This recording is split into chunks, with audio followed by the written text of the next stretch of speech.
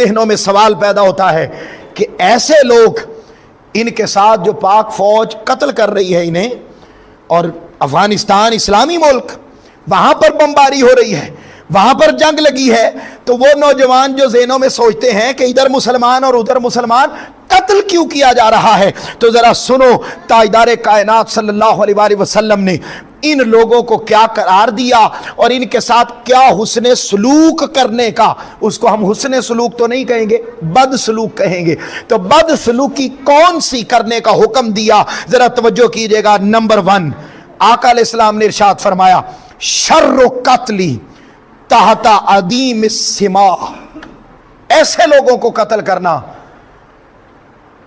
اللہ تعالیٰ نے کیٹیگریز بنائی ہیں کہ آپ کس کو قتل کر سکتے ہیں، ناحق تو کسی کو نہیں کر سکتے۔ کتنے لوگ بھی اس کائنات میں مرتے ہیں، تاجدار کائنات نے فرمایا اگر کوئی بدترین موت مرتا ہے تو وہ یہ لوگ ہیں۔ کیسے؟ حضرت ابو امامہ رضی اللہ تعالیٰ عنہ روایت کرتے ہیں، کہتے ہیں دمشق کی مسجد میں سیڑھیوں پر کچھ سر لٹکے ہوئے تھے۔